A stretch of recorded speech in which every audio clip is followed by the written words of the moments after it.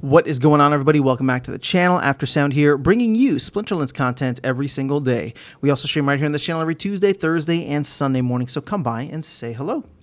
All right, guys, let's jump into the comments. I know that there's still quite a bit to catch up on, but I appreciate your patience, and we are going to rip through as many as possible today and continue doing these for the foreseeable future, just to make sure that we catch up. Now, I've gotten some comments. I've gotten some feedback. People are like, why are you going all the way back? These comments are so old.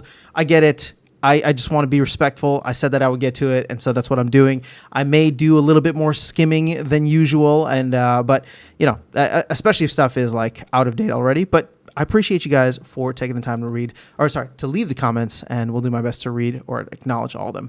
All right, so Phoenix here says, a project can't continually bleed users without an influx and expect good things. SL has virtually zero marketing. I don't think it's virtual. I mean, it's very much zero marketing. So it relies primarily on existing core to keep things rolling. You combine that with the fact that every delay, major change, mass community unrest results in some sort of core people leaving. The problem, no influx gets bigger and more noticeable. I agree. Let's jump down here. The Splinterlands has zero marketing, has to end.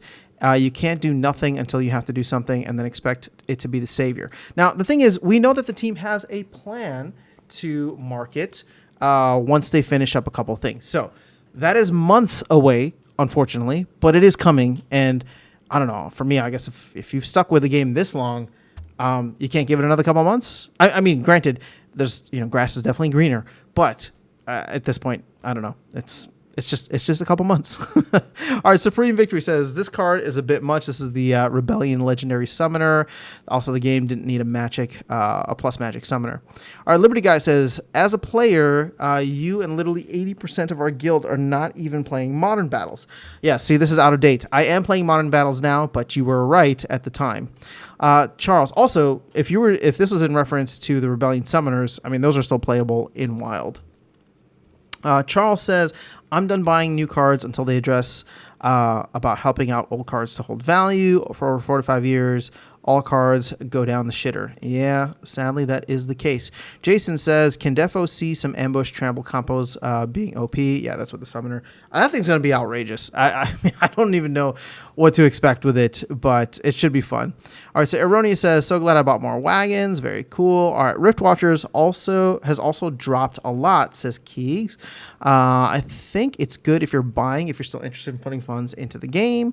Again, that was 2 weeks ago, but actually, I don't think it's dropped that much in 2 weeks. It's oddly enough, the cards are holding their value, even though the packs themselves, the pack prices are coming down. All right, so Kingo says, Death Fire pairs up with the Baron promo card. Interesting. Still can't apply Affliction to Grim, though. That darn card. Yeah, I agree. Looks good, says Dragon. Glad these are OP, says Abhishek. Needed Catalyst to help Rebellion. Gathering says, love the idea of voucher use in the Glint store, plus the team needs to make all soulbound cards sellable. If you have a certain amount of SPS stake, maybe like 25k or so, any card. Yeah, I don't know. I would love to see vouchers get more use in there. Gathering also says, voucher price would go up in game. Value was tied to the market price. As the price goes up in the game, value goes up. This would push the price higher instead of just pegging it to a certain DEC amount. I mean, I would love to see $25 vouchers again. I just don't think we're going to get it unless things go absolutely bonkers for the next core set.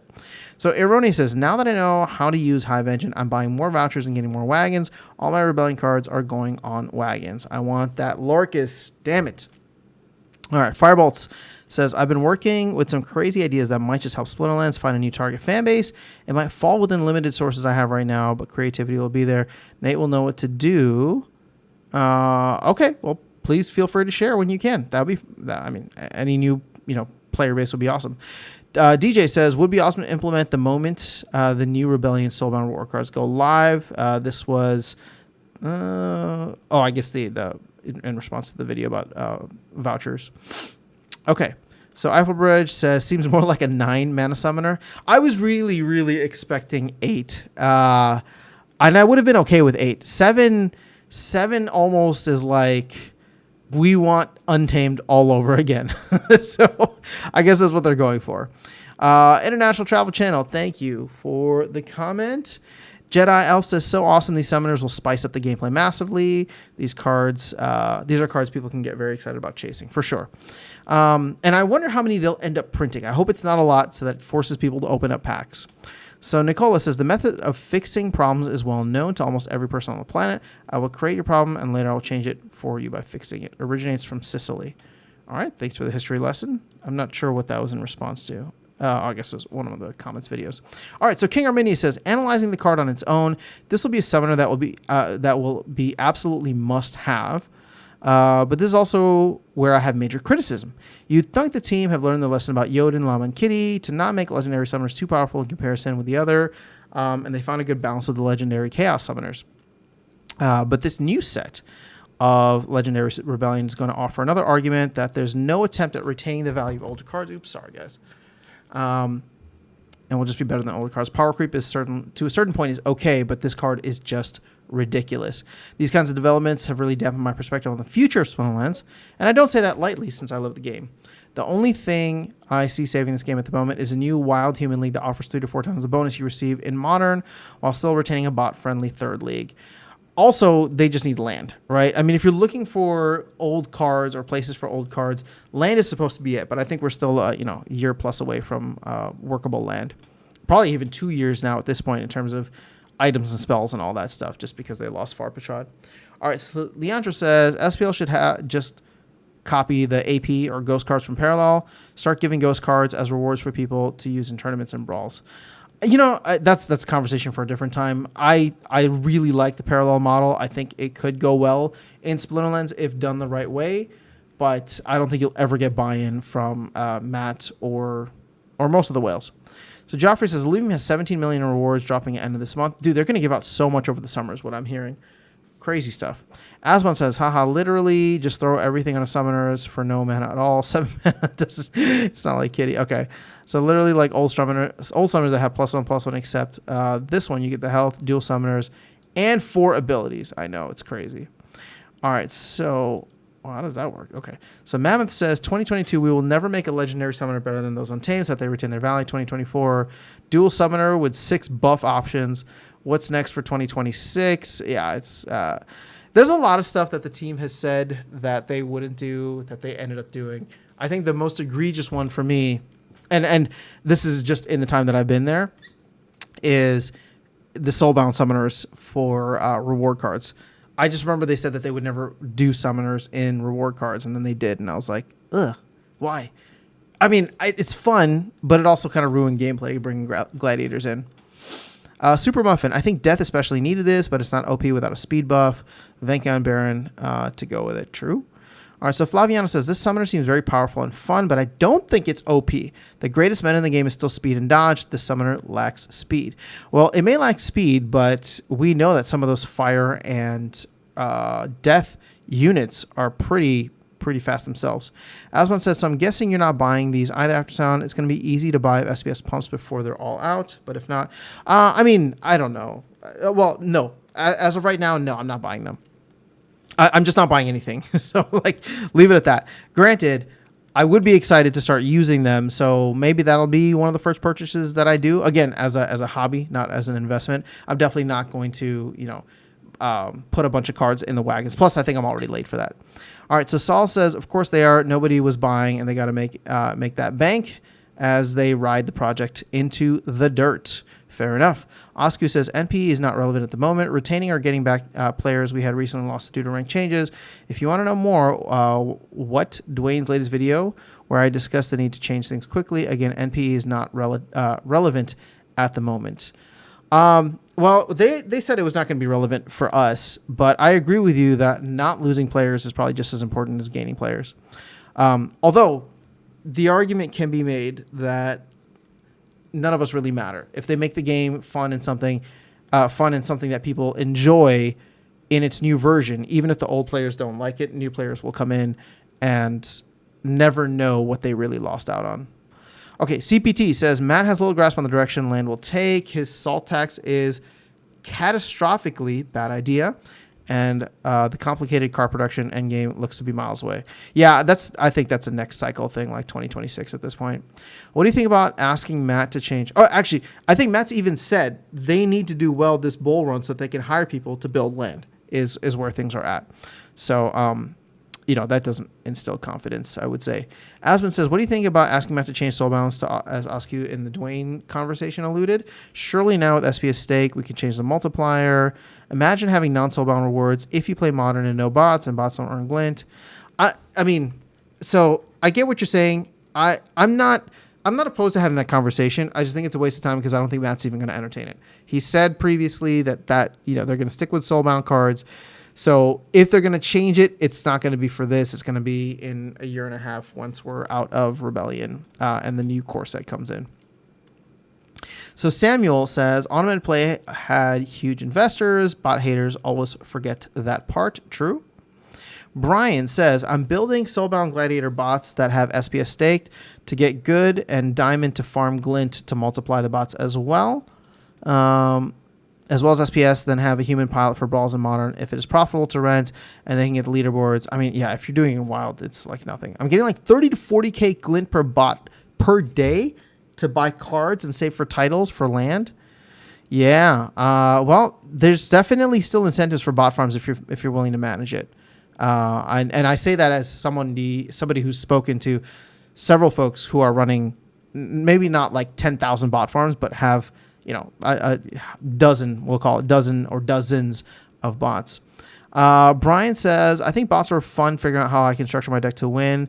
I don't have time to play 20, 30 accounts and want to make money. That's what was fun. And many now will just adapt. I was never an extractor. I had and have a huge collection, but it's been sold 80% from my original 100K plus because of the risk of uncertainty in investing. Fair enough. Yeah, I mean, again, we pushed a lot of the investors out with a lot of the actions that were taken. I think to look at all bot farms as extractors, even though it makes sense, probably was painting too broad of a brush. But, what's done is done now, and we'll see who sticks around. Oscu says, timestamp 2020, Matt has done a good job. I 100% disagree. He implemented stuff that was either irrelevant or harming the player base, especially all the players in Bronze, Silver, and Modern. The ranked update drove them away. Yeah, well, again, the initial experience wasn't great. Even I left, right? I went into Wild. Now, the bots that the team has been running, which are non-earning, have made it a little bit better so far, although they're not as prevalent as I thought they would be. When I was down in Silver and working my way back up, I saw them, and now that I'm in Gold, everybody's just got a max deck at this point. It seems like. All right, he and the team don't focus on what really keeps or attracts players, which is creating value for cards, SPS, and owners. All right, so this is not his focus, which in my opinion is totally wrong. Don't bite the hand that is feeding you. Make the clients happy, and they will repay you hundredfold. I'm sorry to say this, but the team has close to zero client focus at the moment. Okay, so I will say this. We knew that this was coming because they want to onboard a bunch more people. I don't think the team accounted for how badly the impact would be to current players. So I'll admit that because I didn't even expect it, right? I don't think that they saw just how much it would damage new players.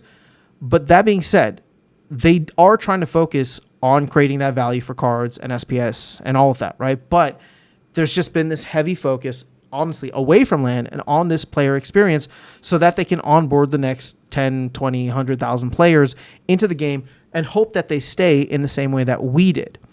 But to your point, I don't think that anybody really was able to predict the damage that would be done to the current player base and cause the mass sell-offs that we've seen over the past 3 to 4 months. So Manfred says, I think we all did. Oh, that was when I rented out my deck. All right, so playing in Modern, so this is 10 steps. This playing in Modern Gold is no longer fun. You lose your skill. As a Gold player, I only encounter max decks. Hey, I'm still in the same boat, but I'm having fun with it now. Granted, yeah, I don't know. I mean, I'm kind of going back and forth. I'll do some battles in Wild, even though I should be dropping down there. But so far, Gold Modern hasn't been awful. Gold CBG says, this just goes to show how stupid rating inflation in Wild is. Then people ask why wild cards barely have any value. Well, this is precisely why. I agree. So SS says, I've been playing the actual game. For me, it's a game. For you, I guess it's just a DeFi Ponzi scheme. That's not hate. If you don't play the game, that's what it is. You stake SPS and pay a bot to win you SPS. Then you pray that someday someone will be willing to buy your SPS from you. Yeah. I don't know that I would go with Ponzi DeFi scheme. There's a lot of buzzwords in there, but I don't think that it is inappropriate to characterize Splinterlands and where Splinterlands has been, and maybe even where it's going, as a glorified DeFi platform. Right? I'm not the only one to say that. I credit Bulldog. He's talked about that quite a bit. So yeah, there's gamified aspects to it, which make it fun, and you can jump in whenever you want. But the decentralized nature, the simplicity of the game, and the domination of botting culture has very much made it a glorified DeFi platform. I wouldn't say Ponzi DeFi scheme. I can understand why you might say that, but I'll agree with one word from that and say that, yeah, DeFi, glorified DeFi platform is where I would go. So Christopher says, my 30K deck plays most of the season in Champ 2, Wild botted. My alt is a 100 count, also botted, plays Diamond 1, Champ 3, and Wild. There's so many counts on Wild with no cards and so few. Yeah, it's kind of awful in Wild. Tails says, game is currently broken in Wild. All my alts with just soulbound reward cards and summoners are in Diamond 1. Renting SPS, printing SPS daily. Don't shed any tears for the bot farmers. They're loving this new reality. The team needs to go through the data in Wild and address issues. Yeah, I don't know what the solve is in Wild. I mean, maybe you go after all the bots. I know a lot of people have been calling for that. I think that brings on a whole other host of issues. But I don't say that as like we should live in fear of that, but I think it's also we need to face the reality of what could potentially come with that, right? 10-cent Chaos Legion packs probably would not be outside the realm of possibility, considering they're at 30 cents right now. Jeez. Okay, Christopher says here, I just started playing my Wild Champ again in Modern, played 15 battles, crushed everyone, of course, and I'm still in Bronze. I hate knowing I'm souring the game for lower level players, and it's also not much fun for me. Plus, I feel like I'm wasting energy for no rewards. I like to see them massively increase the win streak bonus. If someone wins 15 games in a row in Bronze, it's clear they aren't where they belong and they should move up. If you hit a 5-game win streak, the streak bonus should double or triple. Again, I'm not opposed to that. That way, it gets people out of there faster, especially from a ratings perspective. But that's just something that they need to look at and see how often it's happening. Pomp says reward should be based on card level and not SPS staked. Why not both? John Wick, I was hoping you would share how much DEC you made from rentals. Looks like Jeff actually shared this from you. I was making about 950 or so per day from my, that included like everything. So my deck was probably slightly lower than that, but it wasn't bad. I mean, it was like 1,000 DEC a day. Sadly, DEC was not at peg. Otherwise, it'd be close to $1 a day that I'd be able to go and, buy some new cards with. Vlogging says, I had zero fun playing Modern because I can't get back to Diamond, even with a maxed out deck. Now I play Wild, and I've already made Gold League and only facing decks. Yeah, it's a different thing out there. The whole thing is really dumb, but at least it gives me motivation to waste my daily energy. Fair enough. All right, Sound says, it sounds like you don't play anymore and just bought Wild. If you rented out all your Modern cards aside from Rebellion, that pretty much means you don't play Manual anymore. Have you given up on SPL? It makes me sad to see you're out of the game. We've had a few epic battles back in the day. I know that this is old, but no, I was never out of SPL. But I just didn't see a good use of my time losing. I didn't see a good use of my time either losing all or majority of my battles in Modern, nor playing in Wild until they, made the recent reward changes. Now I am back because again, I do love the game. I haven't sold out of anything, right? So no, I'm still here, and I'll probably go back and forth with this depending on my time and depending on how burnt out I get with playing. It's nice to know that I could literally just rent out my all of the cards that I own and just play play soulbound reward cards in Wild and still get stupid rewards. Until they change that, the motivation isn't really gone. I'm getting more rewards now or more SPS in Modern, and I enjoy, playing in Modern, but, that doesn't take away from the fact that if I want more glint, I should just move over to Wild and keep on botting. All right, so Robert says, the situation caused me to do the opposite. I basically stopped renting all my wild cards. The prices for max level Untamed Beta are terrible for reasons you stated in the video. I don't want to buy more land, so I started doing wild tournaments, and I'm going to use them myself. Fair enough. Okay. All right, so Bananas says, I don't think SPS will ever have value unless they can find a realistic way to stop people from running more than X amount of accounts. I'm not sure how many accounts that would be, but I think there should be a limit somehow, and it's probably too late to do that now. Also, I think attention spans are getting shorter and shorter every day. So we need new game modes every 2 weeks. That'd be nice. I mean, if they wanted to have a decentralized approach, you can't stop people from making accounts. It was just the idea that if you disincentivize having multiple accounts by making it, better to have one main account, I think a lot of the soulbound stuff adds toward that, but you still see people with multiple accounts all over the place. All right, I think we're doing better on time, so let's keep on rocking away. All right, John Wick says, isn't the whole game mode thing based on colony token? So those who own SPS already get colony, kind of like they're trying to slowly force you into it without you knowing it. Sure, but I mean, I don't know what's happening with colony. And also that's a 5-year airdrop, so it is time limited, even though it's 5 years. And it doesn't impact the rest of the Splinterlands ecosystem. It doesn't provide value to either SPS outside of the airdrop. It doesn't provide value or utility to vouchers and DEC or to cards, which is something that we were hoping, new game modes would be able to do. Even something like Soul Keep, which, God, when is that thing going to release? All right, so Vivo Sky says, you cannot do that in modern. Mario is so strong. Even. I don't know who Mario is, but good for you, Mario. Nomad says, that's kind of a problem. People aren't happy with the new system, and you say that they would have been happy if the Soulbound War cards were out. I think that statement, not a direct quote from you, really sends home the biggest issue with the game and the team. Their timing is so bad, it might as well not even been a thing. They randomly release upgrades that will only really be upgrades when they upgrade this other thing. That will only count when this third upgrade goes into effect, land, and by the time it gets around to that final upgrade, that makes things this first. Okay, there's a lot of upgrades. Well, nearly everybody has lost interest and or discussed it with the entire process team. This demonstrates a lack of clear planning by the team. These upgrades and their benefits should be known beforehand, and they never are. Isn't this why roadmaps are a thing? Why create a roadmap and then just blow it off? That is their promise and contract to us. Essentially, when they break trust, then trust is lost. I'm not even sure why I still watch you. Well, thanks for being here still. I don't play the game anymore, though I still run my assets and I've sent all my liquidity off chain. I have 100 SPS staked, and I remember when I was proud of passing the 60K mark. I still occasionally brawl with my guild. Most of my reward summoners are maxed, though I did burn most of my gold foil gladiators. Same here. I'm still a huge fan of TCGs. I may try out Parallel. You definitely should.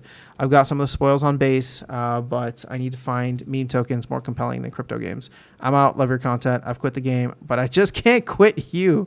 Well, I appreciate that, Nomad. Honestly, I wish you the best wherever you go. I think Parallel is definitely fun. They just launched the Planetfall expansion, which is pretty cool. And yeah, I mean, look, at the end of the day, I don't know what happens with Splinterlands. I don't sit here and tell you guys that everything is going to be rosy. I tell you that I'm excited about certain directions that they've taken, and I've been really frustrated with a lot of the actions that they've taken. So I never disagree with people, and I try to empathize as much as possible with folks who are frustrated because I share in that frustration. But yeah, I mean, it is what it is. And if you find better opportunities, I genuinely wish you the best in wherever you end up going. And let me know too. So, all right. So Asmund says, congratulations. You are with your max summoners in Wild. Same ranking as my deck that has 4 level 2 rare summoners. Shocking success. Yeah, I know. I was probably even overpowered for Wild at that point. I probably should have just rented out my summoners and then just use like level 2 summoners. Another one. International Travel Channel. Thanks for the comment. Asmund says, are you not dead wrong about your idea that we can't go back to non-soulbound cards? Hello, we only need to have a minimum 50k SPS per account to allow earning of them. You can't have bots exploit it. Anyone below 40 to 50k SPS stake would earn soulbounds. See, easy solution. That could be interesting. I mean, I'm not opposed to that idea.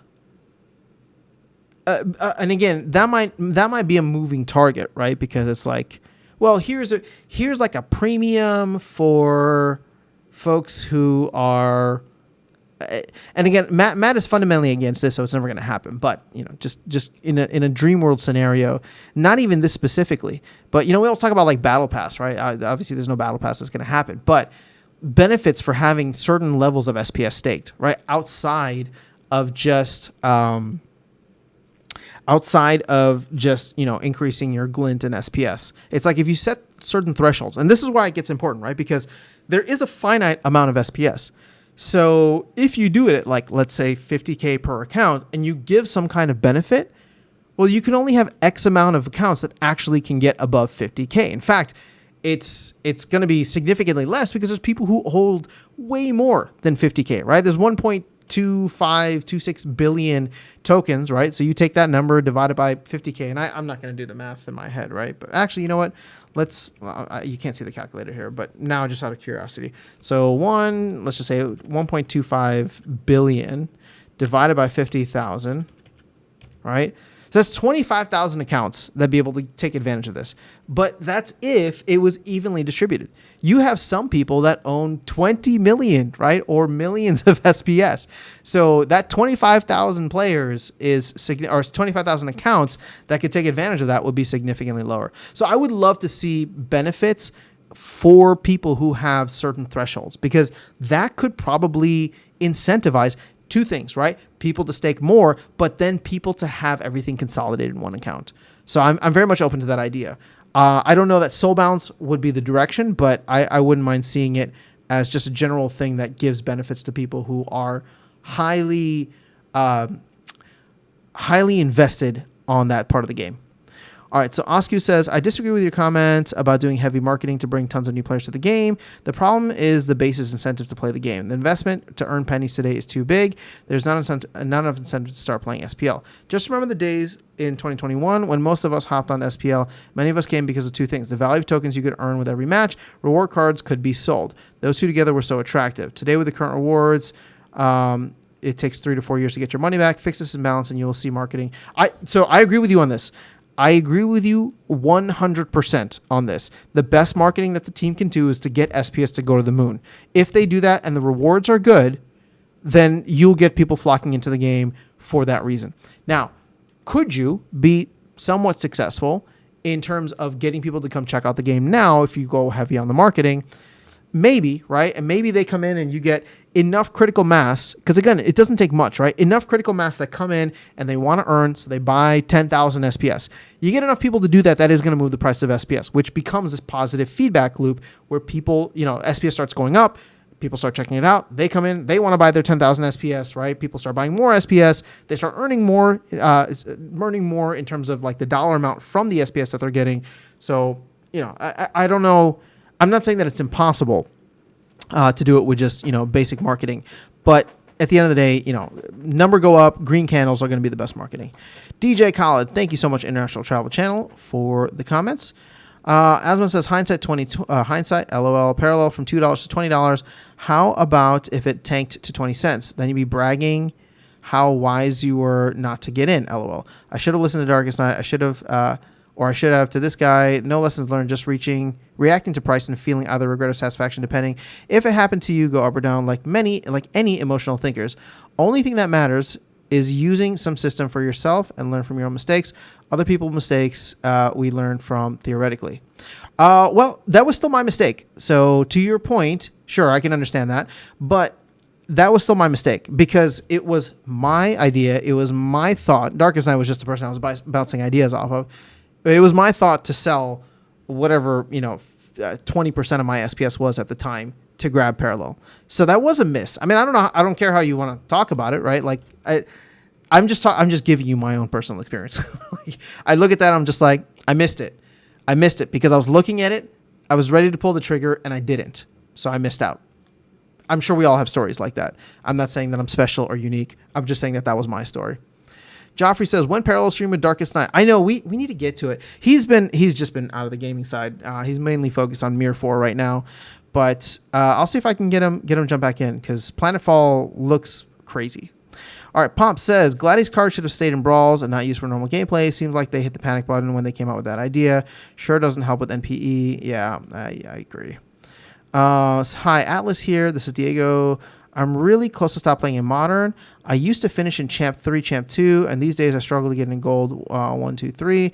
I'm getting tired of losing so hard, and I don't know if it's because I'm such a bad player or if there's using bots or Battle Help or horrible user experience. I was in the same boat, Atlas. So it's like all of a sudden I went off a cliff. Now, that being said, I have jumped back into Modern, and so far, even though I'm in Gold, my win rate is actually above 50% right now. So I don't know how long that lasts. I've definitely started losing more battles recently, but again, if I stay 50-50, I'm happy with it. Bananas, I'll admit, part of the reason I keep deleting my comments right after I leave them is I'm a little afraid of them being used in videos. I don't know why. Well, I mean, if you leave them, I will get to them.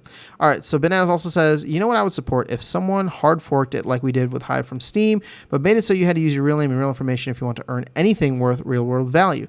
I do not think that's ridiculous. In fact, I think it would be required by the law sooner than not. I think that is and has always been one of the major problems with the game, and no one will talk about it. Well, I mean, KYC is definitely an option if people want to go down that route, and some people are for it, some people are against it, but, you know, I wish someone...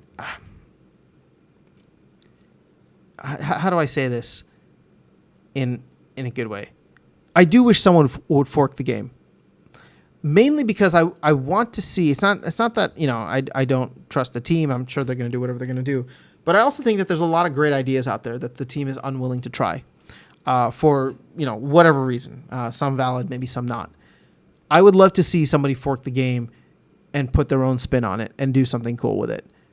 Just because I think there's a lot of fantastic ideas out there. And if you can find someone with the conviction and the resolve and the resources to fork the game and create something parallel, pun intended, to Splinterlands using a lot of the same assets, I actually think that could be awesome. I don't think that's possible right now. Maybe once the game is a little bit more decentralized. Matt's even talked about, yeah, people can fork the game then. But at this point in time, it seems a little difficult. All right. Let's see. How are we doing on time? We're over 30 minutes. So let's go ahead and we'll make this the last one. From Dancel Knight. I had an idea for a new game mode using the challenge mode that used to exist. I think the challenge mode is still there, or at least challenges against other people. For example, hear me out. You could put a challenge game out like a mini tournament, which is 1v1, and you could put out, for example, your one of your NFTs as a stake for the opponent to win, requiring him to have the same asset if it's a card or place the market price in DEC as collateral. Once accepted by an opponent, the winner of the battle takes the staked NFT from the opponent. I've been trying to bring this to the team already, but I haven't heard. It would really reward skills and could imply normal tournament options. Okay, so a couple things with that. I'm not saying it's a bad idea, but first things first that we have to address. It involves some kind of gambling and wagering. I don't know what the laws are like on that, but I think that would have to be navigated appropriately so that, you know, they can't find some reason to come after Splinterlands. On the other side, anti-competitive behavior. Why, you know, if I don't know whether someone can or is using a battle helper and I choose not to, why would I put up something as collateral and risk it, knowing that I could go up against the best AI out there with a completely maxed out deck?